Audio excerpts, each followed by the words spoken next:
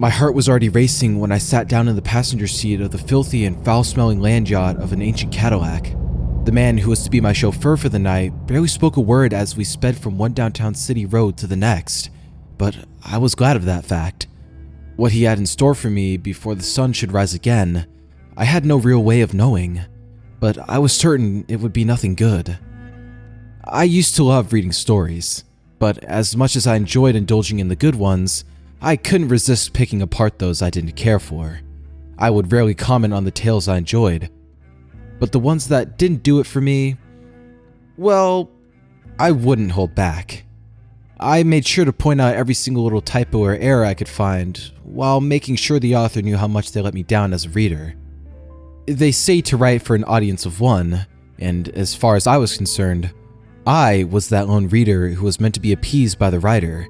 For the most part, I wouldn't get any replies to my scathing reviews, but when I did, it would almost annoy me when it was a pleasant rebuttal. Things like, "I'm sorry this didn't work for you. Perhaps next time." Or, "I know my work isn't for everyone, but thanks for taking the time to read it."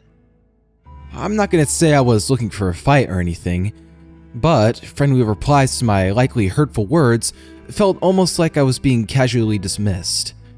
That still wouldn't stop me from letting my footnotes fly whenever I came across something not to my liking, but I couldn't have known what it would lead to.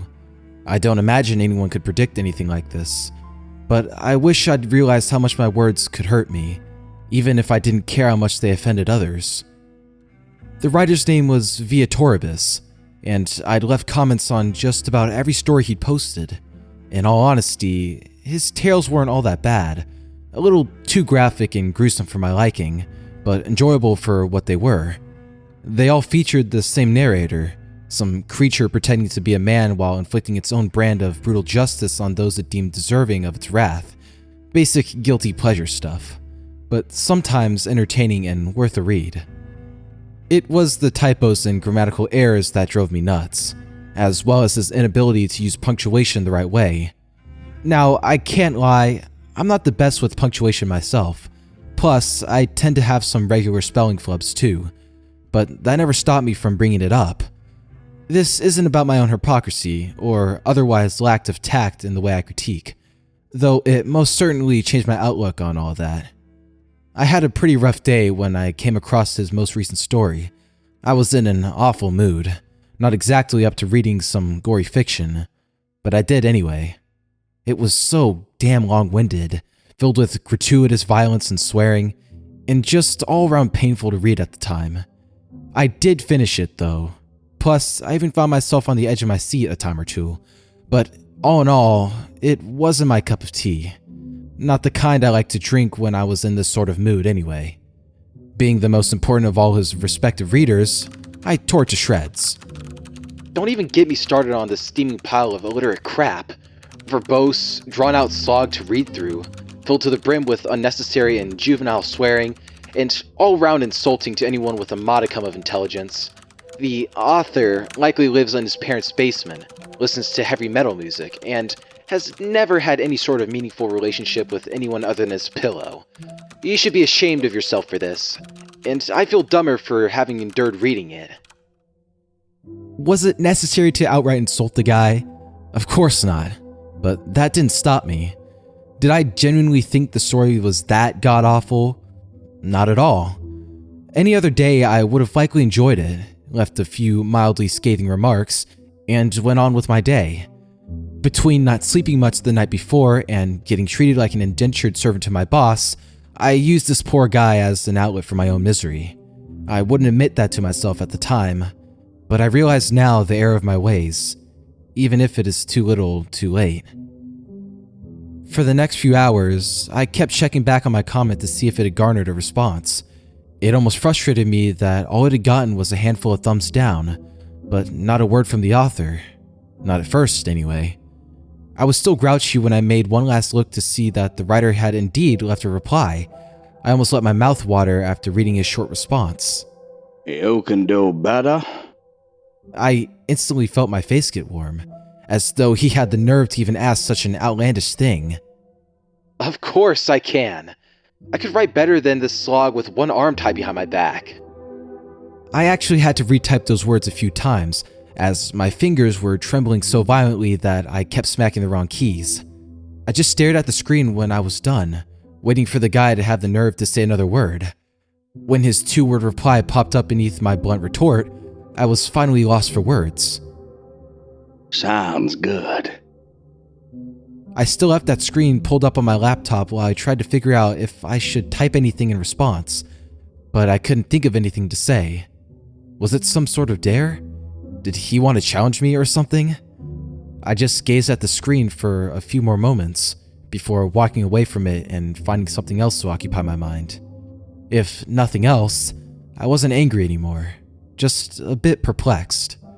I wasn't exactly sure why, but I couldn't stop thinking about it until I laid down for the night.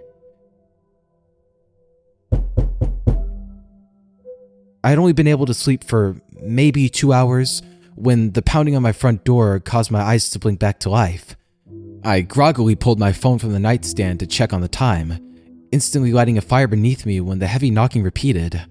I threw the blanket off my body, cursing under my breath as I pushed my bedroom door open so hard I cracked the drywall when the doorknob smacked against it.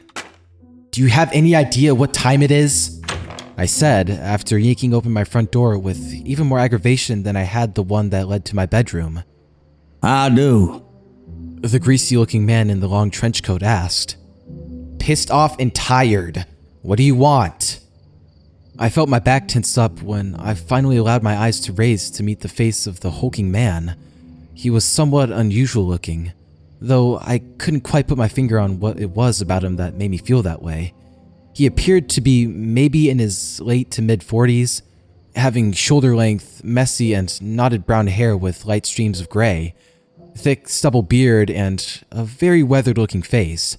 His crow's feet had crow's feet, and his cheeks appeared almost half sunken and perhaps slightly scarred. He looked to have a solid build and stood about half a foot taller than me. I think it was his clothes that made him appear more out of place. His dark gray trench coat was thick and almost business-looking, though worn in places and speckled with a variety of stains. His striped blue jeans came down to where they tucked into pointed, black cowboy boots, which were also in fairly rough shape, with duct tape holding them together in some places. He wore a red and white checkered shirt, unbuttoned halfway down to reveal a black t-shirt with small holes throughout. He had 5 necklaces, 2 gold, 1 silver, and 2 with brown leather cords. Whatever hung from them, I could not see, as they were hidden below where his shirt was buttoned. There was also the dusty bowler hat upon his head, which is something you just don't see that often anymore. Don't suppose I could come in, could I? His voice sounded either southern or Cajun a bit, worn and graveled, yet strong in its tone. "Don't suppose you can," I replied, wrapping my fingers around the open door in preparation for slamming it in the stranger's face. Oh, come on now, don't be like that. He gave me a wide grin, revealing yellowed and chipped teeth, except for one golden canine, and another made of silver. "Okay, we're done here. Have a good night." As I made to close the door, he quickly pushed past me, swatting the door from my grip. "Hey!" I belted, instantly stopping after the man who now had his back turned to me. I grabbed his shoulder to spin him around to face me, but he wouldn't budge. Well, it was more like I couldn't budge him. Not even a little. His body didn't even shift. He just turned his head to give me a sideways look with the one eye that faced me, along with a crooked smile. You can start something you want, but it might be better if we could just talk a little bit. "What do you want?" I asked, pulling my hand from his shoulder as my fingers began to tremble. He raised his eyebrows with a tilt of his head, gesturing towards the couch and chairs in the living room. He practically dropped onto the couch, stretching his arms out across the back. I noticed his oversized hands, with thick and dirty fingernails that looked as though they could carve into dense wood with little to no effort. He pressed his head against the wall, tilting his bowler hat upwards before settling in to get cozy. I could see an almost muddy smear from where his hat rubbed against the wall, along with the trails of dust or dirt that had flaked from his coat onto the tan suede leather couch. My body felt almost numb while I took a seat on the matching recliner to the left of the couch. I could feel my knees attempting to shake, but I could only hope it wasn't overly obvious. I didn't want to let this guy, whoever he was, know that he scared the shit out of me. I can't entirely say why he had me so unnerved. Yes, it felt like I tried to move a giant tree with my bare hands when I attempted to turn him to face me, but I could rationalize that it was little more than him being stronger than me. There was something about him that felt, I don't know, ancient, maybe? Don't suppose I could trouble you for something to drink before we get started, could I? Sure. Anything in particular? I replied, feeling a certain desire to get on his good side before we get started, as it were. Beer, whiskey, rum, whatever you got.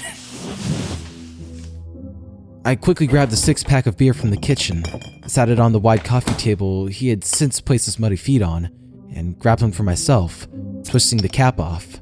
He reached for two, picked them up between his fingers, placed them against the lip of the coffee table, and smacked his other hand across the tops. Both caps practically flew off as they tore deep chunks from the wood of the table. It was at that point I realized he was trying to get a rise out of me. Whether it was to intimidate me or piss me off, I wasn't sure. But I wasn't about to give him what he wanted either way, even if I did feel my face flush. I did, he said after placing one beer on the table before chugging down a good half of the other one he held. What we gonna do about this? About what, exactly? He just glared at me, swishing a mouthful of fresh beer around in his mouth. He sat the bottle back on the table, next to the one that still awaited him. He reached into his coat, pulling out a thick and wrinkled cigar. As he lit it with the small wooden match, he just stared right into my eyes. I hadn't noticed before that his irises were an almost shimmering light purple. It felt as though I were looking into some sort of nebula or cosmic storm as we gazed at each other. No, this man was no human. I did not doubt that. Don't play with me, boy. Though he spoke quite calmly, his words sounded more threatening than if he had screamed them. This was the first time he allowed the smile to fade from his lips. He puffed away on his cigar, but he would not break his gaze away from mine. I wanted to look away, but it felt like staring down a dog to assert dominance. When I first met him at the door, I thought I could possibly handle myself if the situation got out of hand. The more I shared his company, the more I knew I had been fooling myself before. I wouldn't stand a chance against whatever he was. You think you rap better than me? What? I don't even know who... I couldn't convince my lips to keep muttering my words when I realized who it was who sat across from me. Viatoribus? Oh, you remember my name, ain't that nice? You remember what you said too, no? My lungs were suddenly struggling to do their job, while my chest felt so tight I thought I may as well pass out. I dread to think what this guy would do to me if I lost consciousness in front of him. Not only could I not fathom how he found me, but what were his true motivations for visiting me at 2 a.m? Look, man, sir, I didn't mean to be so harsh. I had a bad day. I mean, your story was really good. I just... Don't go groveling, boy. You said what you said, and that ain't no small thing. I'm so sorry, sir.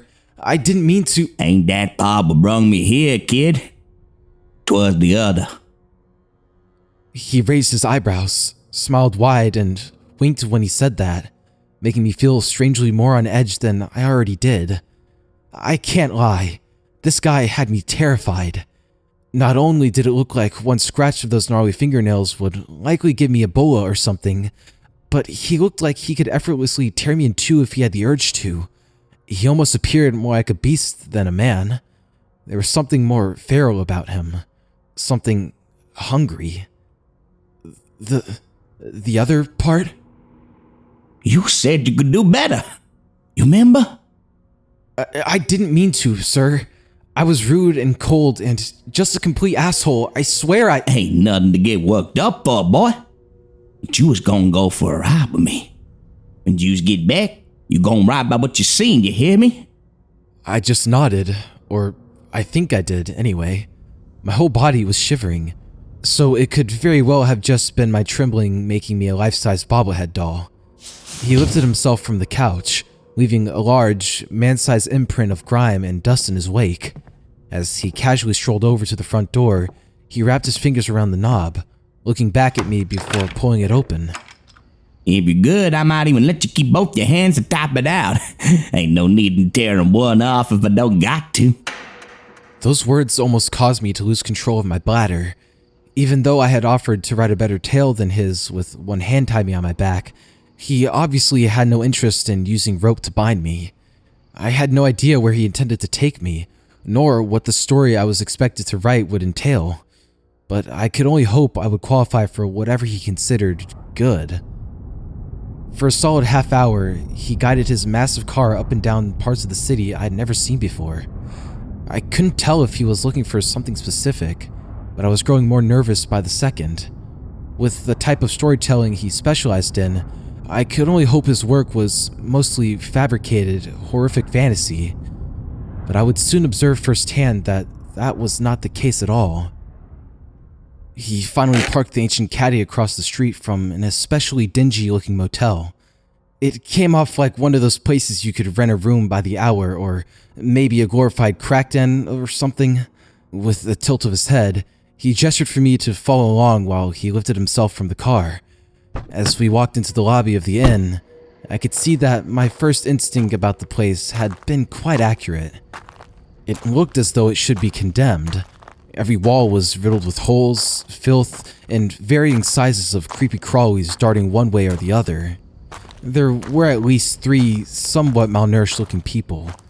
2 men and a young woman passed out in the small room. Again, my guide gestured with his head towards the stairs, where we passed by 2 more passed out or possibly dead young adults. They looked as though they hadn't bathed in weeks, but they didn't so much as twitch while we weaved around them. After climbing about 3 floors worth of steps, navigating down and across a few short hallways, each lined with more individuals in various stages of chemically induced bliss, the big guy pushed open a door to one of the rooms. It was distinctly different from the rest of what I'd seen. Brightly lit, well furnished, and actually smelled quite nice. It was about 3 times the size of the lobby, and held about 10 or so perfectly healthy looking and fully sober men, along with 4 women who I couldn't help but assume to be working girls. I don't mean to sound presumptuous or anything, but the women were all dressed quite scantily while they fawned over the well-dressed men. Again, not to make presumptions, but everything about these guys read like mob enforcers or otherwise less than legally inclined individuals. The 2 slender, older men towards the rear of the room, counting and arranging stacks of cash, didn't exactly make me think I was judging too harshly either. I followed my guide across the room, towards a few important-looking men, sharing a couch with one of the girls, each head turned to face us as we walked by. When we got close to where the guy who I would guess to be the boss sat, I noticed that some of those we had strolled past had closed the gap between us. As we neared the man on the classy love seat, another guy a little bigger than my guide got in his face. You don't belong here. Turn around, forget what you've seen here, and all will be... His words were silenced quickly when the big guy quickly butted his head against that of the bodyguard. That one hit knocked him out cold, inspiring the others in the room to move in closer. "How do?" my guide asked, tipping his dusty bowler hat to the distinguished-looking older man in the neatly pressed suit. "Do I know you?" the man asked, waving his hand towards those who had now walked up beside us. I was growing more terrified by the second. At first, my only concern was that my taxi driver for the night was planning to leave me bleeding in a ditch somewhere. But now, I had no doubt I was about to get plugged by a couple of professionals. In all honesty, I could have worded that a lot better. But how often does one get a chance to say something like that? "No, sir, I can't say that you does, but I certainly would appreciate you hearing me out." The big guy pulled off his bowler hat, trailing a slender cloud of dust behind it. He seemed to be showing a good deal of respect to the older guy, but I had to believe the two beside us and the three to our rear with their guns drawn were a factor in that. They were most definitely the major influence on my heart attempting to beat free from my chest. While I was shaking like a leaf in a tornado, my guide looked as composed as if he were just shopping for hot dog buns. Go ahead then, but don't waste my time. Much obliged, he said, placing the hat back on his head. All I wants to ask is if y'all will be willing to move your little operation somewhere else. This used to be such a nice little old place, till you and your peoples moved in. He spoke so light and carefree, as though he was simply asking to borrow a cup of sugar. The older guy leaned forward, shaking the young girl off his shoulder to gaze into the eyes of the large man who looked down on him. Without a warning, the man on the couch began to laugh so hard he almost started to choke. The goons to our sides and backs let out awkward chuckles, seemingly feeling inspired to join in, whether they found the situation funny or not. I asked you nicely, the big guy said, allowing even the glimmer of respect to fade from his voice. Won't ax again. Who the hell do you think you are? The older man asked, still laughing between his words. Just a concerned citizen, bud. Y'all been having a bad influence in this here street. Can't allow it to go on no more. And what exactly can you do to... He moved so quickly that neither I nor the goon squad had a chance to react. In one swift motion, he whipped the man from his comfy spot on the couch by the throat, spinning to face me and the ones who raised their guns the second he turned around. They couldn't even steady their aim by the time he held their boss in front of him, gripping his neck so tightly that it looked as though the head would pop right off any minute now. Got your attention now, don't I? The now visibly trembling, borderline senior citizen attempted to speak, but couldn't seem to muster enough oxygen up to make anything more than a wheezing moan. Everyone else in the room, aside from the girls who were running for the door, had their firearms trained on the big guy, while I slowly descended to the floor. So, y'all gonna be vacating the premises? Or I gotta evict yous right here and now? The man finally managed to force one single word to breach his lips, though it was not the best choice in my opinion. I may have been little more than a terrified observer of this madness, but even I knew he made the wrong decision. Fire! The two men who had crept up behind where the big guy stood unleashed a barrage of bullets into his back.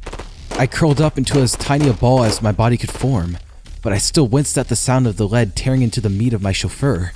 When the echoing gunfire fell silent, I allowed myself to glare up to see what was left of him. To my surprise, he still stood in place, having turned the old man to face him while giving him an expression a parent would only give to a misbehaving child. That not angry, just disappointed look. He still glared at him with that condescending stare while he tightened the grip of the hand around the neck he still held. I could hear the bones crunching while the face reddened and swelled. As the large hand closed into a tight fist, the eyes protruded from the balloon that was once a heavily wrinkled face, before the head flopped over sideways with one final loud crack. Whether the room's occupants were so stunned by what they just witnessed, or were putting together a plan to escape with their own necks intact, I had no idea. They all just continued to stare at the big guy when he dropped their former employer to the floor. As soon as the old man flopped lifelessly onto the floor across from me, every gun in the room unleashed. I skidded my body across the floor, hoping to stay out of the path of the swarm of bullets ripping the room apart. Finally, making it to a large table by the left wall, I couldn't make out any more than a blurry shape as the big guy darted from one of his attackers to the next. I saw him briefly when he stopped for long enough to tear through one throat before moving on to the next. One by one, the well-dressed goons hit the ground, each gushing bodily fluids from deep and grizzled gashes across their chests, faces, and necks. I watched on as the crowd thinned, giving my guide a chance to take his time a little more, no longer making quick work of the poor bastards. Of the three that remained, he wrapped his large right hand around the top of the first one's head, charging towards the next in line, still dragging the man by his scalp. When he reached his next victim, he snatched him up by the head too, only pausing for a second to allow them both to scream at the top of their lungs. When he slowly pushed their heads together, He twisted his wrist from side to side as he mashed their flesh until the skull split, forcing jagged shards of bone through one face and into the other. Even after the horrifying shrieks fell silent, he continued to smear them into one almost flattened, meaty and grotesque, fleshy pancake. The last man had already run for the door by the time his associates fell to the floor, still glued together by sticky gore. The big guy didn't storm after him, just idly walked towards me, pulling another cigar from inside his long coat. I almost felt like I would shatter my spine against the wood like two skulls being smashed together. I was sure that he was about to squeeze or shred me apart, just as he had to just about everyone else in the room. But he just stood in place when he got to the table I was hiding beneath while still trying to push through the wall beside it. Ain't gonna hurt you, kid, He calmly said, lighting his cigar. He held his blood-soaked hand down as though he meant for me to grab it, but the sight of it just made me squeak out a startled yelp. Oh, shit. He said, wiping his hand back and forth on his pants. My bad. Wasn't thinking. Once his crimson-stained mitt was at least somewhat dry, he held it out to me once more. I can't say I wasn't scared, but I thought resisting his offer would just add to the insult that led to our meeting in the first place. I raised my shuddering hand up to grab his before he effortlessly pulled me from under the table, holding me out in front of him by the hand and dropping me to my shaky feet. "Thank you," I said, my muscles still spasming with fear.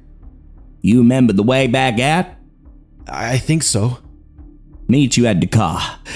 Gotta catch me a stray. With that, he turned on his heels, sped through the door, and was out of sight within seconds. I just stood there, frozen for a minute, darting my eyes around the room while fighting against the lump in my throat from the mess of carnage before me.